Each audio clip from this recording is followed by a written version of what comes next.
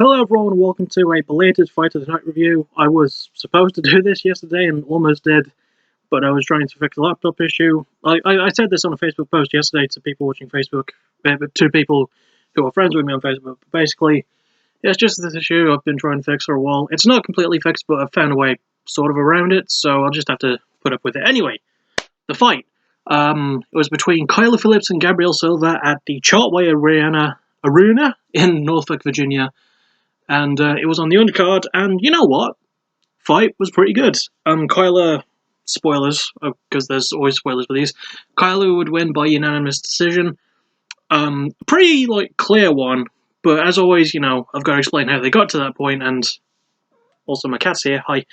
And, that I do that by breaking down the rounds as best as I can remember them, and then just drawing a conclusion at the end, as I often do. So the round starts, and pretty sort of immediately the action happens. Silva is pressing in a lot more to Phillips, and he starts landing. He lands a good leg kick. I think Phillips lands a leg kick actually, but this is a bit further into the round. Phillips lands a leg kick. Silva lands a really good right hook, and it seems to damage Phillips. But Phillips does manage to sort of come back from it. He lands a really good body kick. He lands a really good spinning kick. He lands a really great combo. And he sort of takes control throughout round one, mostly with the striking. He starts pressing the pace a bit more. He starts landing more. Silva isn't landing as much. And close to the end of round one, they do clinch up. And it seems like Phillips has the advantage. But there's a point where he turns around to try and get away from Silva's clinch. Silva keeps a hold of one of his feet and manages to get a takedown, which was a massive moment and a massive twist to the end of a round, which Phillips was winning. Silva managed to sort of clinch it with really good work within the last minute of round one. He landed some decent ground and pound from what I remember, nothing super significant, but he did maintain top control in a big moment where he was losing that round. And it was pretty good stuff, and we just sort of bleed effortlessly into round two. Whereas sort of the opposite. Silva sort of had control more. He almost immediately went for the clinch, went for a takedown. During the clinch in rounds 1 and 2, and I think 3 as well, Phillips did land some really good knees to the body. But round 2, Silva got the clinch, didn't take him long to get a takedown. He started going to work, he put in some pretty good ground and pound. He started going for a few submission attempts. There was a really good DOS choke attempt. I think it was in round 2, might have been in round 3. But it was really, really close for a moment. And then they got into this 50-50 leg lock position. You know, the thing that Ryan Hall does in most of his fights? It was sort of that. And it seemed like, Silva was going to try and turn it into something else, because he had a good couple of leg lock attempts, but didn't really fully sink anything in. But they got into that 50-50 position, and Phillips managed to land some really good hammer fists onto Silva, and Silva started taking control near the end of the round, much like in round 1, where Phillips had most of the rounds, but Silva started getting a bit of revenge near the end of it. It was a really good sort of twist on it, and I liked that was sort of the story for the first 2 rounds.